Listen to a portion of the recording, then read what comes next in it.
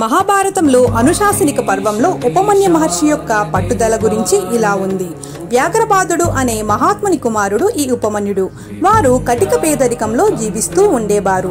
ఒకరోజు ఉపమన్యుడు తన చిన్నతనంలో తన మేనమామ ఇంటి దగ్గర పాలు త్రాగి వచ్చి తన తల్లిని పాలు అడుగుతాడు.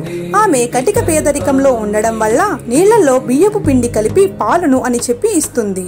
ఇవి పాలు కావని తెలుసుకున్న ఉపమన్యుడు వాళ్ళమ్మను అడగగా ఆమెకు ఉన్న పేదరికానికి దుఃఖిస్తుంది.